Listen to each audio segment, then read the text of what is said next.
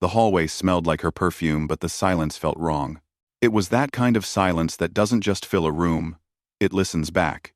Jack Miller had been gone for 3 days. At least, that's what Claire thought.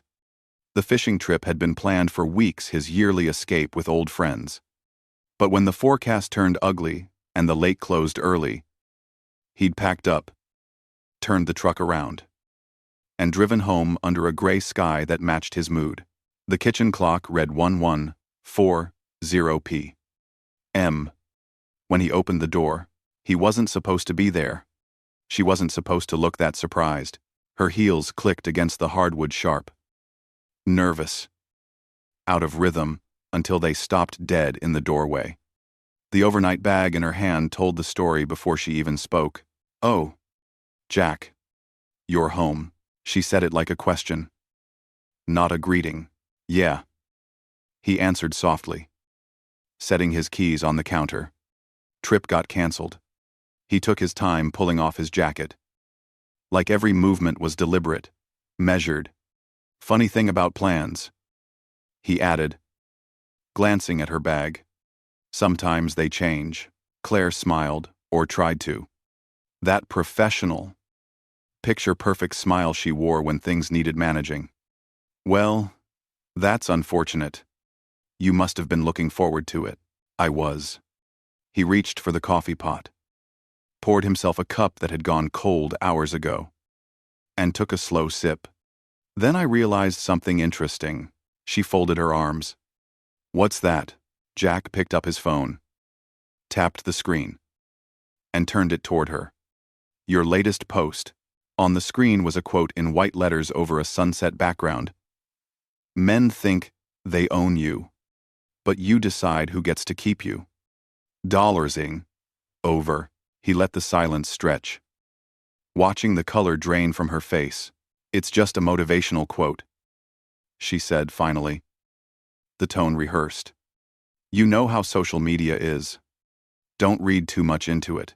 Jack set his cup down, the sound of ceramic against granite loud in the still room. "Right. Motivational.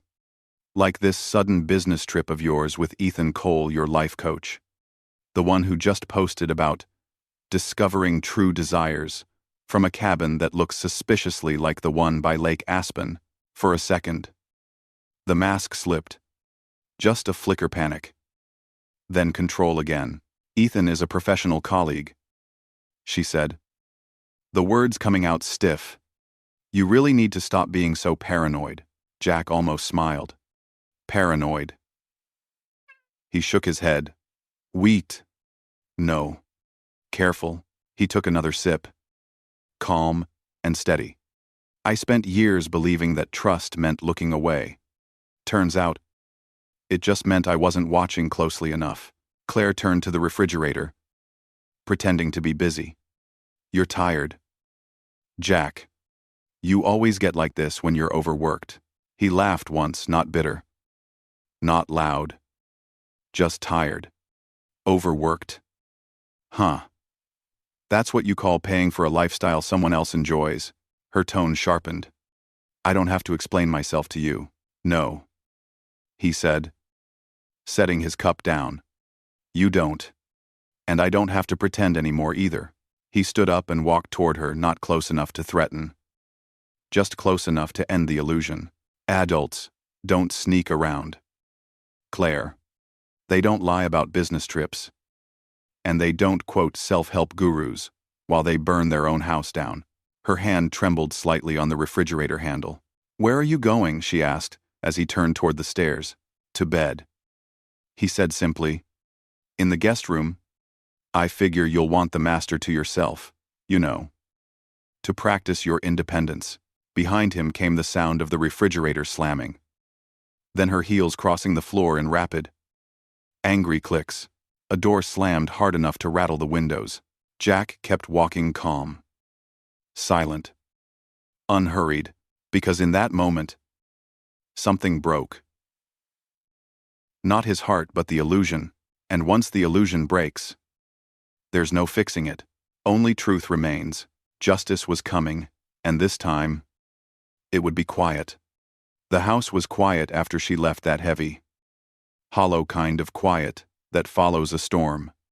Jack stood in the kitchen for a long time, staring at the half-empty cup of coffee cooling beside her purse. Her perfume still lingered in the air, floral and expensive, like something meant to cover the scent of guilt. He wasn't looking for anything when he saw it, the glint of a screen catching the refrigerator light. A second phone, the kind of phone people buy when they need to keep parts of their life separate. It was sitting there on the counter, unlocked. Like a confession waiting to be read, Jack picked it up. His hands didn't shake. His pulse didn't race. He'd already crossed that invisible line, the one between suspicion and truth. The first message thread was labeled E. C. Ethan Cole, he scrolled. The words hit like slow, cold rain. Not dramatic, not cinematic. Just real. You deserve better. He doesn't appreciate the woman you've become. Counting the hours until I see you again.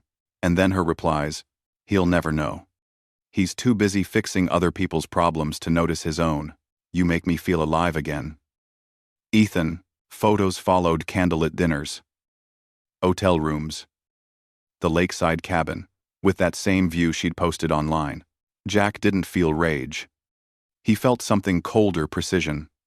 Each image, each word, each laugh at his expense turned the gears in his mind. He saw how they texted about him like he was an obstacle, not a husband. How they used his hard work as a punchline. How they called his fishing trips perfect cover. And that was the moment the last thread of sympathy snapped. It wasn't the cheating that broke him. It was the mockery. It was the smallness she saw when she looked at him, the quiet man who worked with his hands and trusted too easily. Jack put the phone down on the counter exactly where she'd left it. Screen glowing faintly in the dark. Then he leaned against the counter, breathing slowly. Deliberately, he could have called her. Could have screamed. Could have smashed every photo in the house. But what would that do? She'd twist it. She'd play the victim. She'd cry about how controlling he was, how he didn't understand her needs. No. That's what she expected. And he was done playing the role she'd written for him. He walked into the living room. The same room they'd built their life in, the couch they'd picked together. The framed photo from their wedding in the mountains. He looked at it for a moment. Not with nostalgia, but clarity. The truth wasn't tragic anymore. It was freeing. All those late nights, all those extra hours at the shop to keep her comfortable, they hadn't been for her. They'd been for the version of himself he still believed in, the man who honored commitments, who believed that doing right would always be enough. It wasn't. But it could still mean something. If he chose to make it mean something, he went to his desk, opened a notepad, and started writing. Not a letter, a plan, line by line, thought by thought. He mapped it out. Not revenge, not rage, just order, proof, boundaries, steps. He'd play this like he played every restoration job at the shop: slow, patient, methodical, strip away the rust, rebuild what mattered, and discard what couldn't be saved. He wasn't going to destroy her. He was going to let her destroy herself in full view of the truth she thought he'd never find. And as he wrote, his voice was calm. The calm of a man who'd stopped begging to be understood. It wasn't her cheating that broke me, he thought. It was how small she thought I was. But she's about to learn I was never small. I was just quiet. He closed the notebook. The decision was made. From that moment on, Jack Miller stopped reacting. He started executing. The morning came gray and damp. The kind of sky that felt undecided, neither rain nor light. Just the weight of something unfinished. Jack Miller was already at his garage before sunrise. The place smelled like oil, old metal, and coffee, the kind of scent that doesn't judge you. Out there, things made sense. Bolts tightened. Engines turned. Cause matched effect. No hidden meanings. No lies dressed up as communication. He'd always called the shop his sanctuary. Now, it was going to be his war room. The radio hummed low in the background when Luis Ramirez pulled up in his rusted pickup. 26 years old. All muscle and good intentions. Loyal to the bone. He'd been working with Jack for 5 years. Treated him more like a father than a boss. Morning. Boss. Luis said, handing him a cup of diner coffee. You look like someone stole your favorite wrench. Jack gave a tired smile. Something like that. A few minutes later, Ray Dalton showed up, thick shoulders. Ex-boxer. Still walked like a man who'd won more fights than he'd lost. He didn't waste time on small talk. Just a nod. The kind that means I'm here if you need me. Jack didn't tell them everything at first. He just worked, wiping his hands on a rag, leaning under a hood, letting the rhythm of work clear the noise in his head. When the moment felt right, he said it flatly. Claire's seeing someone. Luis froze mid-sip. You sure? Jack nodded. No guesses. Proof. Ray let out a slow whistle. That life coach clown she met at the gym. Ethan Cole. Jack said. Yeah.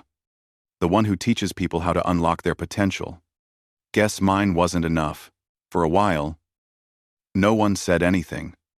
The only sound was the soft hum of the engine they were pretending to fix. Finally, Luis spoke. So, what do you want to do? Jack looked up. His eyes calm, too calm. I'm gonna give her what she wants. Luis frowned. Which is, a life without accountability. Jack tossed the rag onto the bench. She wants freedom, fine. But she's gonna find out what freedom actually costs. Ray leaned on the work table. Half a grin on his face.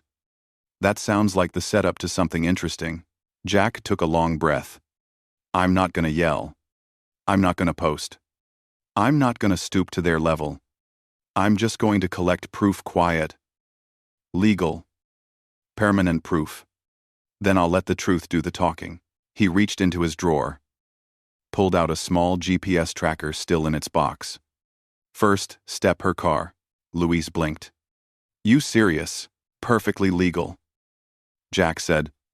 I pay for it. Insure it. Maintain it. I have every right to know where it goes.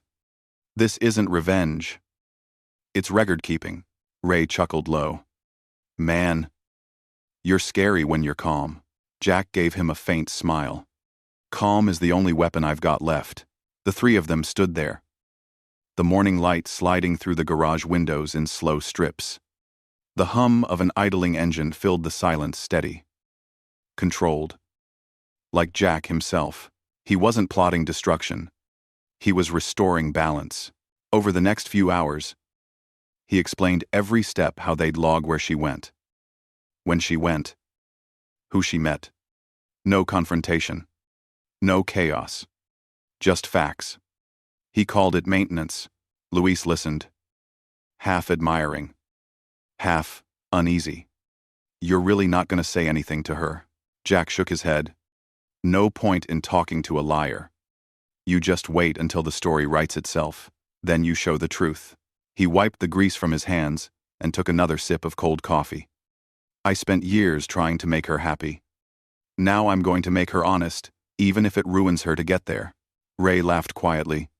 You sure you're not part lawyer? Jack, he smiled faintly. Just a mechanic who finally read the manual. Outside. The drizzle began again, soft. Steady. Like the rhythm of patience. And in that rhythm, Jack made his vow. He wouldn't chase. He wouldn't shout. He wouldn't beg. He would plan, because she wanted a life without accountability and he was going to make sure she lived it. Every single inch of it. By Thursday evening, the GPS had drawn its first truth in digital ink. A small blue dot, blinking quietly on the map. Lakewood Resort. A place Jack knew too well. That was the spot she'd once called too romantic for a fishing town. Now she was there with Ethan Cole. The man who claimed to heal people while stealing their peace. Jack didn't rage. He didn't pace. He just stared at that glowing dot for a long time. Then muttered, almost to himself, "Good. Stay there." He closed the tracking app, picked up his keys, and walked out of the garage. When a man like Jack decides something, he doesn't rush, he executes. The plan was simple, clean, legal. He wasn't going to damage her car. He was going to repossess it the same way the world repossesses what we take for granted. The paperwork said the BMW was his. The insurance was under his name. Every payment, every oil change, every mile, all paid by him. Claire just drove it like she drove their marriage fast. Entitled, and with no thought of what it cost. By the time the sun dipped below the tree line, the car sat quietly inside a rented storage unit, climate-controlled, secured, out of sight. Jack looked at it once before closing the roll-up door. That car had carried her to her new life. Now, it would carry his point. He didn't take her clothes with Uvry, or her comfort. He took something far more symbolic: convenience. That was the first real consequence she'd ever felt. When Claire came home the next night, she was fire and glass. Her heels hit the tile like gunfire. "Where is it?" she demanded. Jack looked up from his laptop. Calm, as if she'd asked about the weather. "Where's what?" "My car." "Jack, don't play games." He closed the screen gently. "You mean the one registered in my name, insured under my business? That car?" Her voice cracked, sharp with disbelief. "You can't just take it." "Actually," he said softly, "I can." He stood up. Not aggressive, just tall enough to remind her that calm doesn't mean weak. "It's my property. Claire, I let you use it, but you wanted independence. Remember, you've been posting about empowerment, freedom, self-worth. So I figured it was time to give you a head start." Her eyes flashed. "You're insane." "No," he said. "I'm consistent." The room filled with that awful, thick silence again, the kind that holds every unsaid thing between two people who used to know each other. She paced, trying to regain control. "You're humiliating yourself. Everyone will see what kind of man you really are." Jack smiled faintly. "Good. Let them. I'm not hiding anymore." For the first time, she didn't have a script. Her words stumbled. You can't just leave me stranded." He nodded toward the door. "You wanted to stand on your own 2 feet. Looks like today's a good day to start." That was when she realized the game had changed. The man she could once manipulate, the one she could guilt, charm, and control was gone. She grabbed her phone and her purse, her movements sharp, frantic. The sound of the door slamming was louder than usual, not because it was harder, but because it echoed against something empty. Jack stood in the quiet after she left, breathing slowly. No satisfaction, no cruelty, just balance. He poured himself a cup of coffee, the same way he had the night before when she'd been caught in her own lies. "Independence," he whispered, looking out the window into the dark street. "Time to finance it yourself, somewhere out there."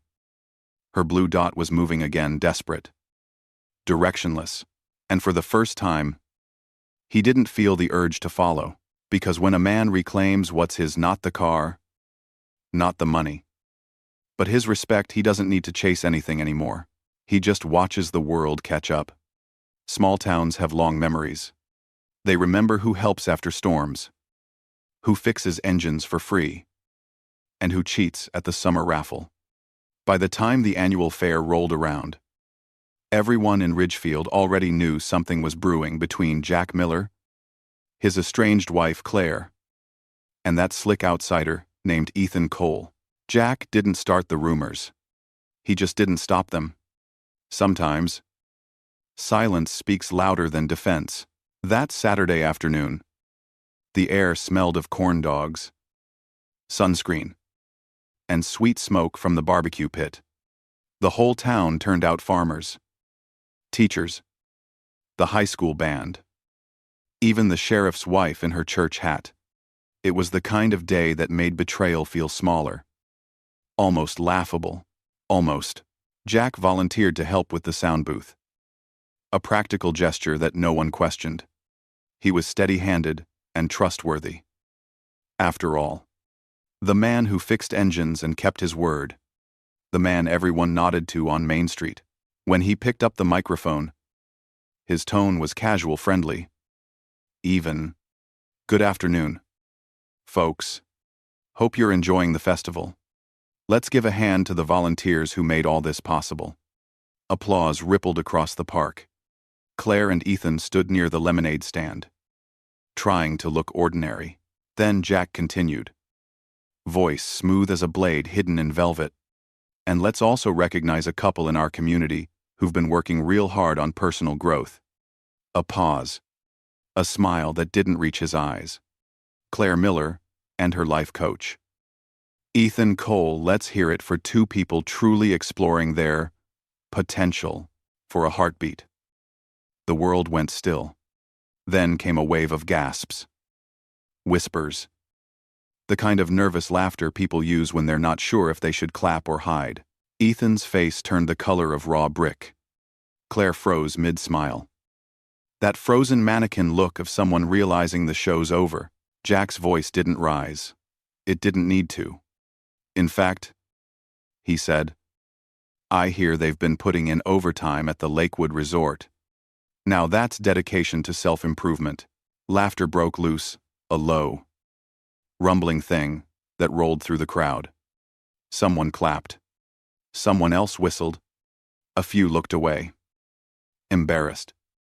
But no one defended them, and then fate decided to add a punchline.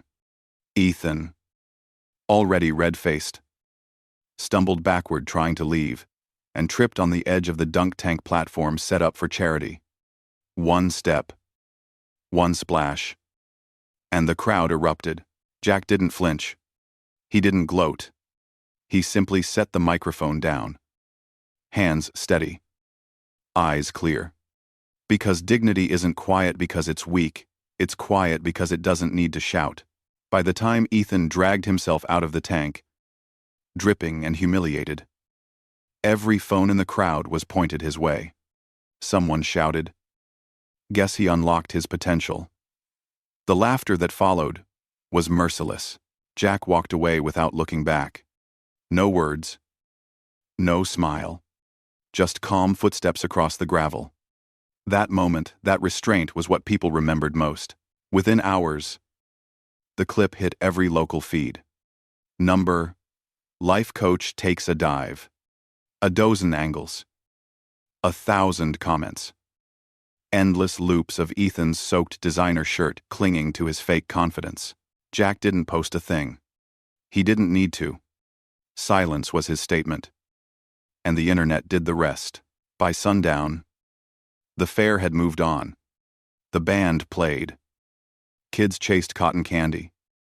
And Claire sat alone at a picnic table, pretending to check her phone. No one sat with her. Back home that night, Jack poured himself a drink and sat on the porch. The crickets hummed. The air was clean. Justice had come, not in a courtroom, not in an argument, but in laughter that wasn't his. He didn't smile. He didn't celebrate. He just watched the horizon fade into night and thought, silence wins again. By Monday morning, the laughter had faded, replaced by headlines, hashtags, and damage control. When people with fragile egos lose control of the story, they do what cowards always do. They rewrite it. Claire and Ethan went online first thing that week, painting themselves as victims of a toxic, controlling husband. Ethan wrote a 3-paragraph masterpiece of self-pity words like emotional abuse, intimidation, harassment. He claimed he'd only been coaching a woman trapped in an oppressive marriage. Claire followed with a carefully filtered photo soft light. Tearful eyes, captioned, "Healing isn't linear. But telling my truth is part of it. The comments came fast. You're so brave. You deserve happiness. Stay strong. Queen. It was theater. And they were the only ones who didn't know the audience had already moved on. Jack read every word once. Then he closed the app, slid his phone into a drawer, and locked it. He wasn't going to fight in their arena. People like that feed on noise, on reaction. He'd already taken away their control. Now he'd take away their attention. That afternoon, he drove to his lawyer's office, a modest building with a crooked sign that said, Patricia Hines, attorney at law. Patricia had the sharp, practical calm of someone who'd seen every kind of human mess imaginable. Jack handed her a folder thick with documents, bank records, car registration, text logs, screenshots, and dates. No drama. Just data. When she finished reading, she leaned back, eyes sharp behind her glasses. You've covered every base, she said. They can yell all they want, but yelling doesn't change paper. Jack nodded. That's the idea. Still, she added, brace yourself. They'll escalate before they give up. Jack smiled faintly. That's fine. I do my best work under pressure. While Claire and Ethan flooded social media with emotional confessions, Jack spent the week building a wall of evidence. Receipts for every payment he'd made on her car, screenshots of her posts, her messages, her digital footprints, even timestamps showing Ethan's red Corvette parked outside that same resort they'd sworn was for business. Each detail was neat, labeled, airtight. Not revenge record-keeping. The world loves noise. But it respects proof. By midweek, Ethan's tone online started to wobble. His second post contradicted the first. Then came the third, longer, angrier, defensive. The more they spoke, the more they slipped. Jack said nothing. He didn't post. He didn't call mutual friends to set the record straight. He let the silence tighten around them like a noose made of truth. Because silence isn't surrender. It's evidence loading. Friday morning, Patricia called. They're panicking, she said. Their lawyer just reached out, threatening a defamation suit. Jack chuckled softly. Truth can't be defamation. Exactly, Patricia said. And your documentation makes that crystal clear.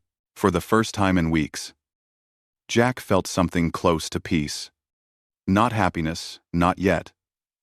But the kind of quiet satisfaction that comes from knowing the storm can rage all at once. But the foundation will hold. He went back to work at the shop that afternoon. The rhythm of tools and the steady hum of engines, all of it reminded him who he was, a man of structure, precision, patience. Across town, Ethan and Claire were unraveling in real time. The louder they shouted, the more absurd they looked. The more dramatic their stories, the less believable they became. Jack didn't need to disprove them. The truth was already doing that on its own, and as he wiped his hands on a rag, a quiet thought settled in his mind, not bitter, just absolute. When someone lies loud enough, the truth doesn't need to shout. It just needs to last. That was the difference between them. They were noise. He was permanence. It happened on a Saturday night at Murphy's Diner, the kind of place where everyone in town eventually ends up, whether they want to or not. Jack knew they'd be there. He'd heard the whispers. The setup was too obvious to miss the cameras on their phones ready. The sympathetic faces nearby. The carefully placed witness who just happened to see everything. Claire and Ethan wanted a show. They wanted anger. They wanted him to prove their story right. Instead, he gave them truth. When he walked in, the diner went quiet. Forks slowed. Whispers rose. Claire sat in a corner booth with Ethan beside her, his arm around her like a shield. Though both of them looked like they'd been losing sleep, Jack approached calmly. Not fast. Not slow, just steady. Evening, he said. Voice low. Polite. Mind if I sit? Ethan leaned forward first. You've done enough damage. Jack, we're not talking without our lawyer. Jack smiled faintly. Relax. I'm not here to argue. I'm here to clarify. He took a folded envelope from his jacket and set it on the table. Inside, you'll find copies of bank statements, car registrations, hotel invoices, and messages. Everything your lawyer's been pretending doesn't exist. Claire's breath caught. You can't just, I can. Jack said, because truth doesn't belong to lawyers. It belongs to whoever keeps the receipts. He didn't raise his voice. He didn't curse. He just started listing facts like an accountant reading a balance sheet. Fraudulent business expenses charged to your company card. Claire. Unlicensed life coaching services for cash. Ethan. Photos. Timestamps. Locations all verified. Every word landed like a slow hammer.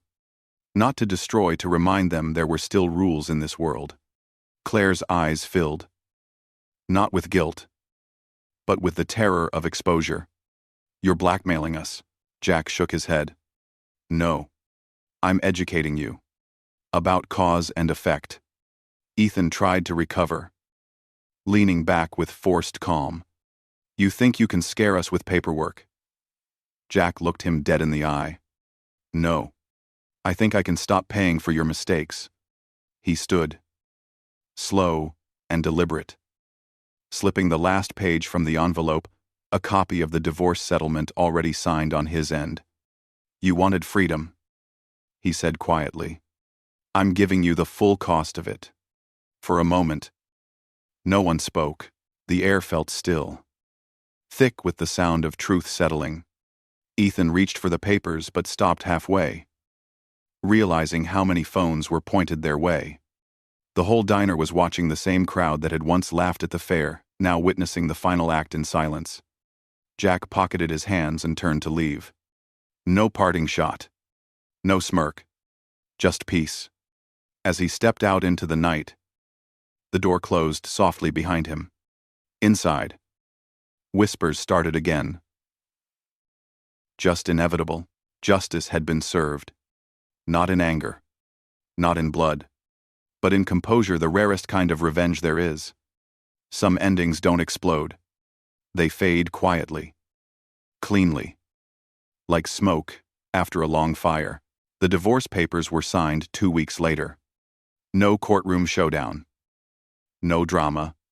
Just ink. Silence. And the sound of finality. Claire got half the savings and nothing else. No alimony. No car. No claim to his business. She packed her life into a few boxes and left town without looking back. Within a month, the word got around that she'd lost her job. Budget cuts. They said. But everyone knew better. Clients don't hire scandal. And ethics departments don't forget embezzled credit cards. Ethan's fall came faster. His life coaching practice closed after the video resurfaced, the one from the fair. The dunk tank humiliation that never stopped circulating online. He tried rebranding, moving to another town. But the internet doesn't forget. His face became a meme. His voice became a punchline. Jack never commented. He never posted. He never gloated. He just worked. The garage stayed busy. Busier than ever. Actually, people respected how he'd handled it all. Calm. Direct. Lawful. They brought him more business. Not because of sympathy, but because they trusted a man who never lost his cool when life tested him. And in the quiet of those long evenings, when the tools were put away and the world slowed down, Jack found peace in simple things again. A well-tuned engine. The smell of oil and rain. The sound of something broken being made whole. He spent months restoring an old '67 Mustang, the same car he'd dreamed of rebuilding back when love still felt safe. Now it sat gleaming under the golden dusk. Every inch of it earned. Every line honest. He wiped his hands, looked at the polished hood, and said softly, "She mistook kindness for weakness. But calm isn't surrender, it's control." He smiled then, not out of pride, but out of understanding. He hadn't destroyed her. He'd simply stopped protecting what was destroying him.